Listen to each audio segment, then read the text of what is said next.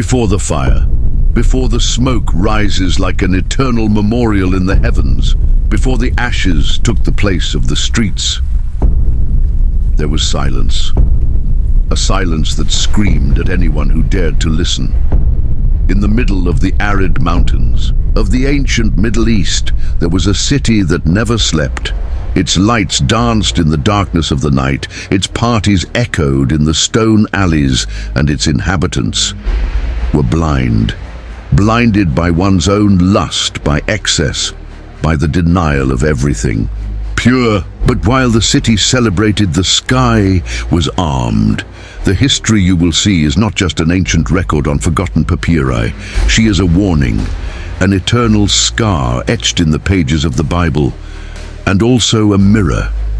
Yes, a mirror of our time, because Sodom and Gomorrah were not simply destroyed, they were judged, and the judgment came with fire, brimstone, and terror, a city abandoned to its own heart, a people that mocked holiness, and a God who did not remain silent. You are about to enter the gates of a land where sin has become law, and where mercy had a certain time to leave.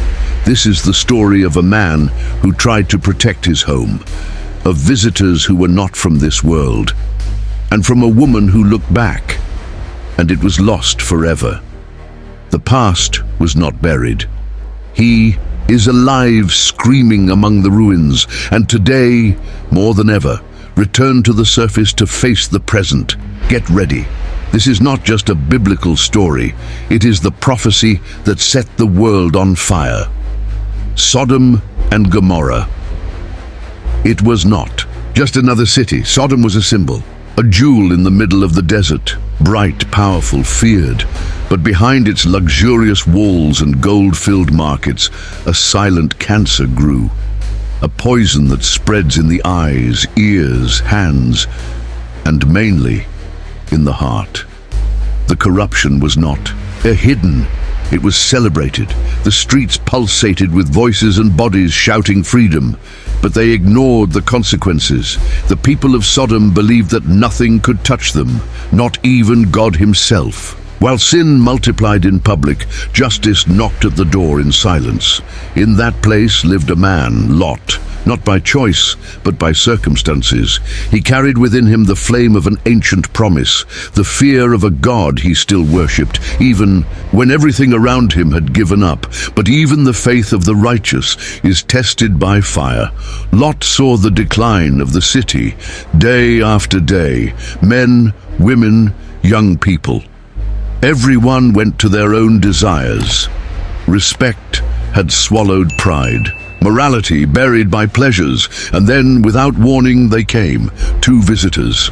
Two figures that looked human, but had something heavenly in their eyes. They did not come to seek refuge. They brought a decree that would divide time into before and after, a phrase that would burn memories, houses, temples, and it would only leave dust. While Sodom continued with its rituals, its parties, its orgies and mockery, the hourglass in the sky turned. The introduction of Sodom and Gomorrah has nothing to do with sin itself. It is about the patience of a God who observes. Wait, and when the time comes, age. You are about to see the fine line between mercy and justice, between warning and execution, between spiritual blindness and total destruction. And when that line is crossed, there is no turning back. The sun rose over the plains of the Jordan, turning the mountains surrounding the city gold. It was a morning like any other in Sodom. Vendors set up shop, perfumes were exhaled in the markets, and doors opened for another day of excess. But there was something in the air, a discomfort that no one knew how to name, but that floated like a shadow over the rooftops. Lot walked the stone streets with measured steps. His gaze scanned the faces around him, searching for any trace of regret, any sign of change. But all he saw was arrogance, indifference, and pleasure. The children played aggressively. The city's judges exchanged favors in exchange for meat and wine. The women paraded like pagan goddesses, adorned with gold but empty inside. And the men had completely given themselves over to a culture that celebrated deviance as a virtue. Lot was a stranger among his own people. Although he lived among them, his heart did not belong there. He was carrying a weight, a fear. Something inside him screamed that this cycle of indulgence would not end peacefully. Meanwhile, in the nearby mountains, two travelers were approaching the city. His clothes were covered in dust, but his eyes had the shine of someone who came with a purpose. They didn't laugh, they didn't talk to each other, they simply walked with direction, with a mission. When they entered the gates of Sodom, the local men noticed them, not for appearance, but for presence. There was something about outsiders that made them uncomfortable, and at the same time I wish, a distorted desire, corrupted by the city's decay. Lot saw them and immediately knew. They were not ordinary men. His soul trembled, his spirit recognized it. They came from God. "Come to my house," Lot insisted, almost pleading. "Spend the night under my roof. Wash your feet, eat, please." But the visitors denied it. "We will spend the night in the square," they said firmly. Lot's heart skipped a beat. He knew his city. He knew what would happen if those men were left exposed overnight. Lot's insistence was such that they both gave in. And in the evening, while the bread was still on the table and the wine had barely been served, the gates of Lot's house were surrounded. Men of all ages, from all corners of the city, beat furiously. "Where are the men who broke into your house? Get them out so we can sleep with them." Lot was shocked, her eyes filled with tears. "My brothers, please do not do such evil." But the city no longer listened. It was the beginning of the end. Night fell heavily on Sodom and fear spread like an invisible disease. Inside Lot's house, the air was thick with tension. The men of the city were outside, shouting, threatening. Lot could no longer leave. The hatred on their faces was palpable. Every word of contempt echoed through the streets, even on the stones of the house where Lot was hiding. The two visitors stared at him. No words, no expressions of compassion or anger, just a disconcerting serenity. As if nothing that was happening there was a surprise to them. They knew it. They always knew it. "Lot," said one of the visitors, and his voice now echoed through the house, deep and serious. "The city is beyond redemption. Its evil has reached the heavens, and the coming destruction is inevitable. But you, your family, will be saved. Leave now, there is no more time." Lot was paralyzed. The terror he felt was not only for himself, but for the city. He knew that the coming destruction would not only fall on the sinners, but on all who lived there. He loved his city. Even though she knew the evil that existed within her, she loved those people. He loved his roots. "But what should I do?" Lot questioned, his voice breaking. He felt the weight of the decision, the responsibility to save the few who remained. "How can we escape this? How can I save my children? How can I save myself?" The visitors looked at each other. The second man finally spoke. "Take your family and don't look back. What you do now will be all you can do." It was too late for debates, too late for questions. The city was about to be consumed. The coming catastrophe was not a natural disaster, but a divine intervention. It was not something that could be delayed or diverted. What was written in the stars had been fulfilled.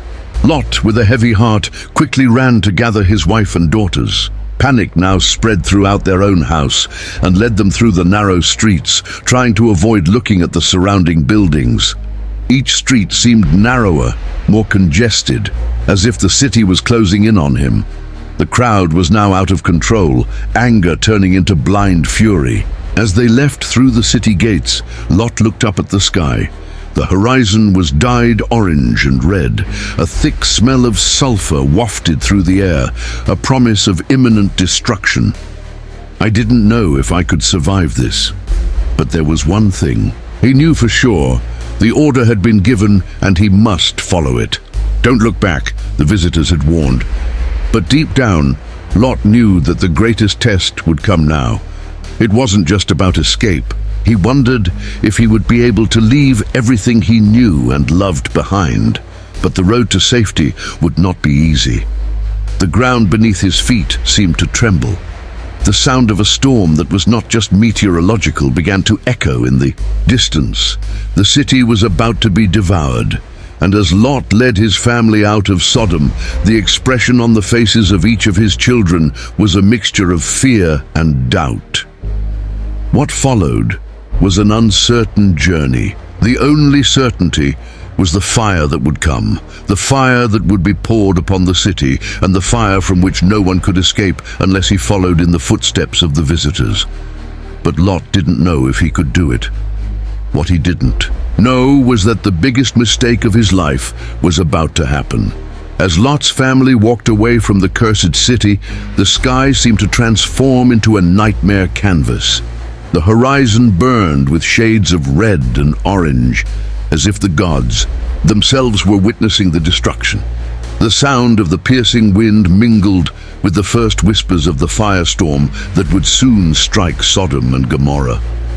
Lot looked forward, but the desire to look back began to weigh heavily on his heart. "Don't look back, don't look back," he repeated to himself. The visitor's warning resonated in his mind, but curiosity and fear of the unknown made the decision increasingly difficult.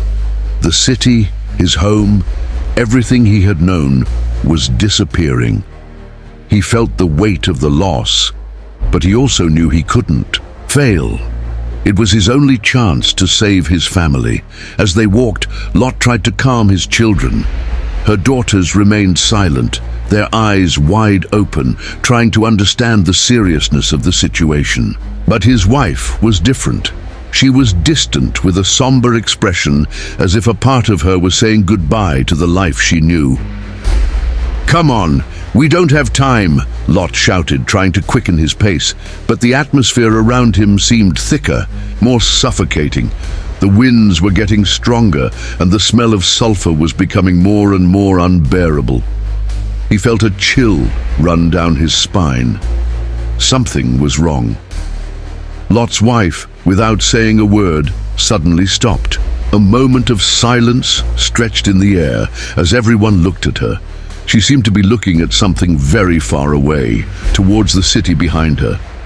Lot tried to call her, but his eyes were fixed on the horizon, where the flames were beginning to engulf the first buildings. The temptation was strong. The desire to look back, to see your home, to take one last look at your life, was something none of us could fully understand.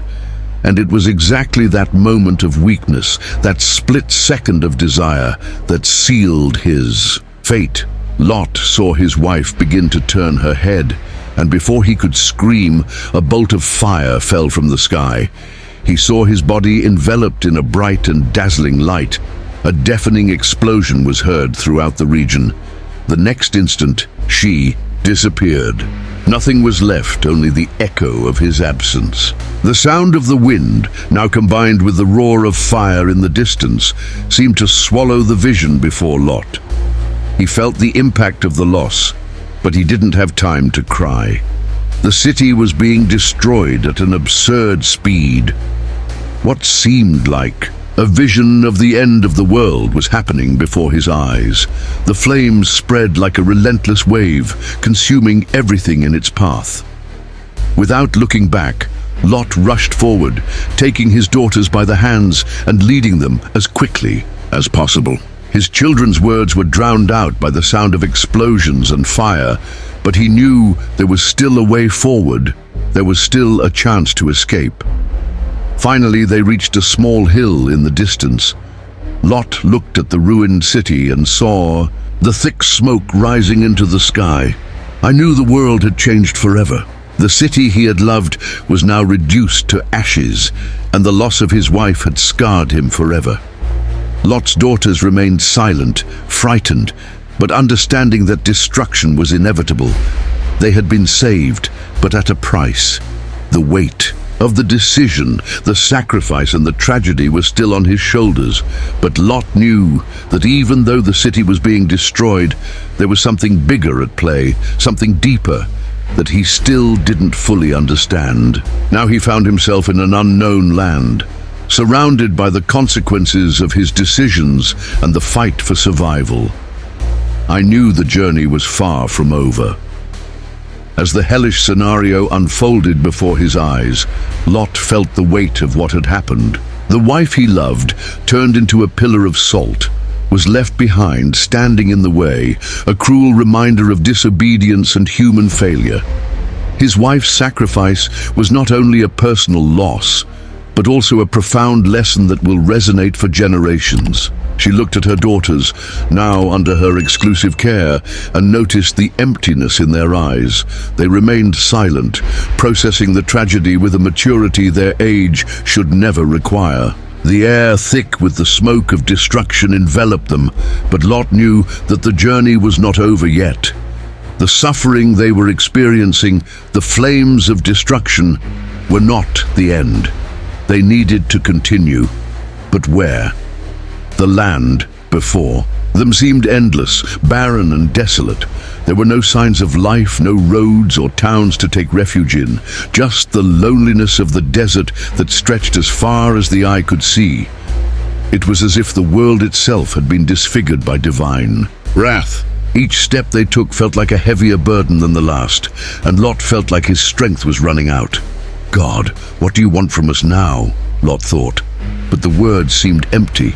Divine promises had accompanied him until that moment. But now he wondered how far Jehovah's mercy extended. The destruction of Sodom and Gomorrah was a punishment for corruption and sin.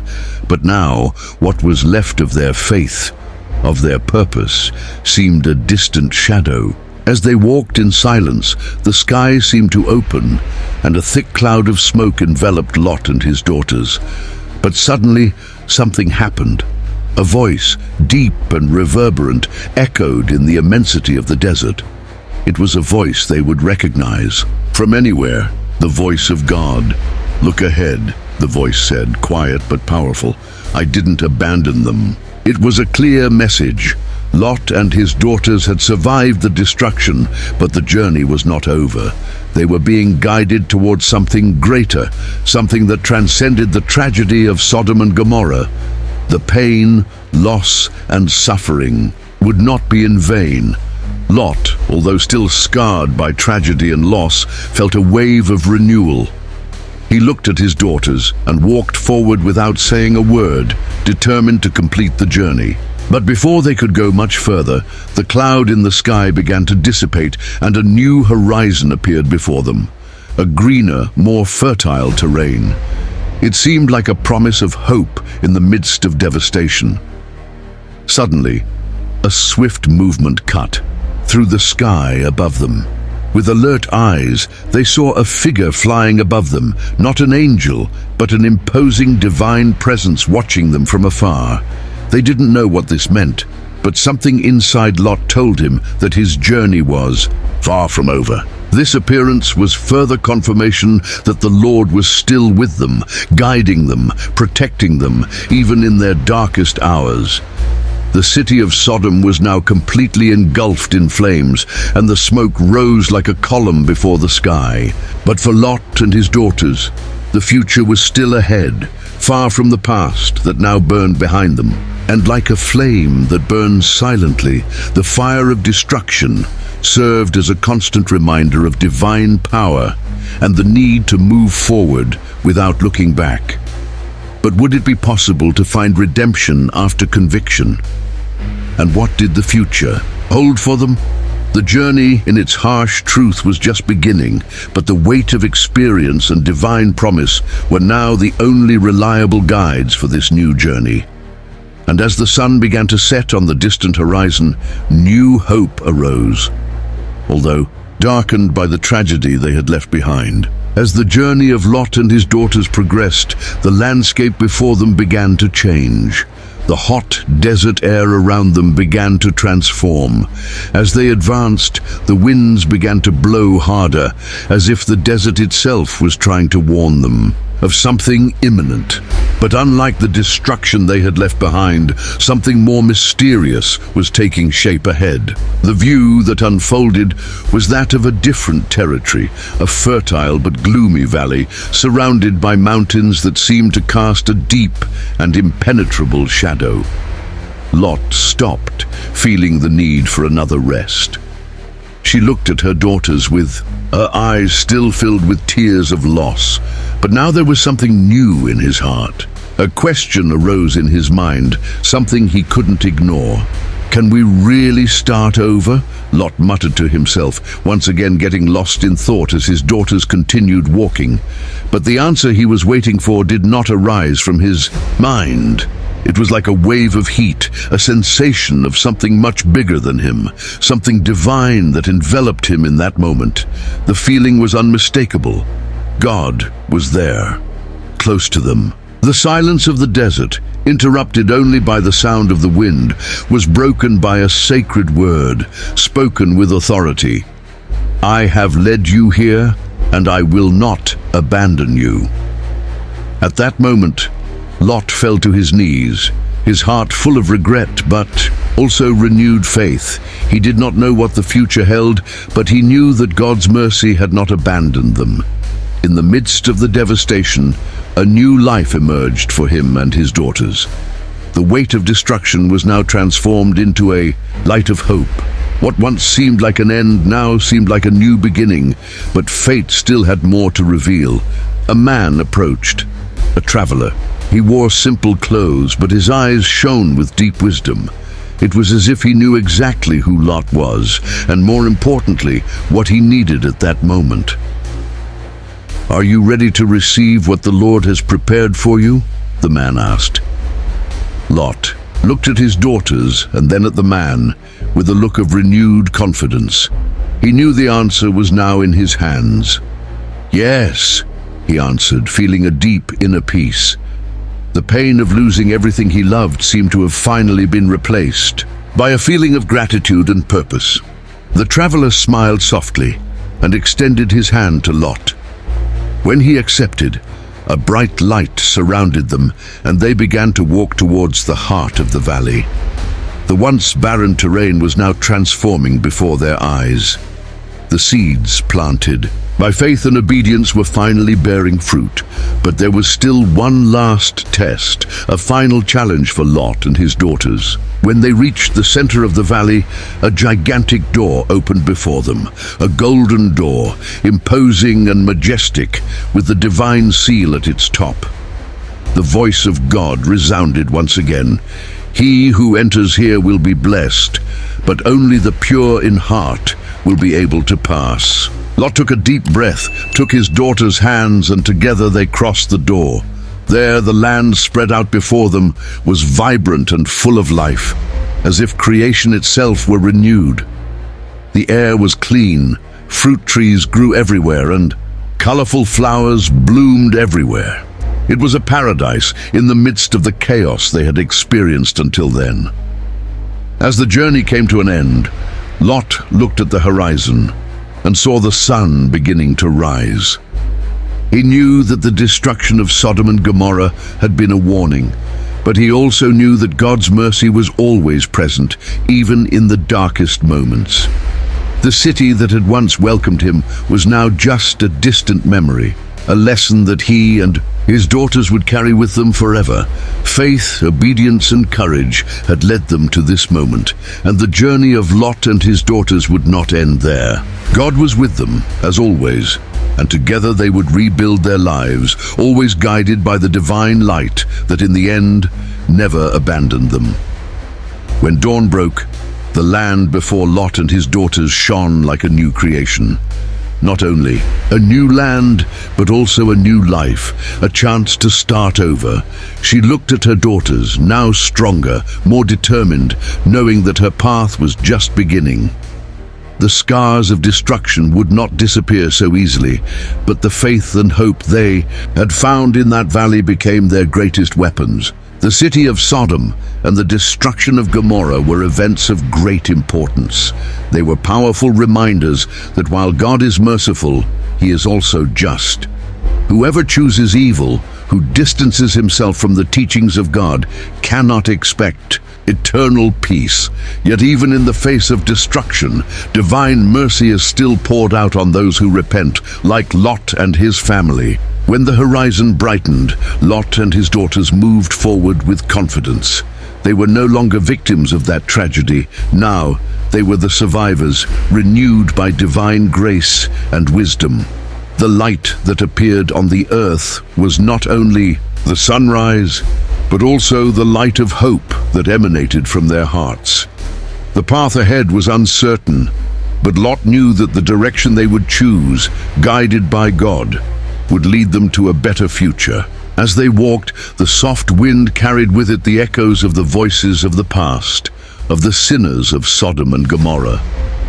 But it was no longer the wind of destruction. It was the wind of renewal, healing, and the promise of a new journey. The end of one era and the beginning of another, thought Lot, feeling the weight of what he had experienced in his chest, but also the relief of a new beginning. With one last look at the horizon, he said to his daughters, "God has brought us this far and will not abandon us." And so they moved forward into an unknown future, but with unwavering faith that in the end, divine goodness would prevail. What remained of the ancient city of Sodom was now just a lesson to the world, a warning that decisions have consequences, and that God's mercy and justice run deeper than human understanding can reach. They no longer needed to look back. The future was before them. ND.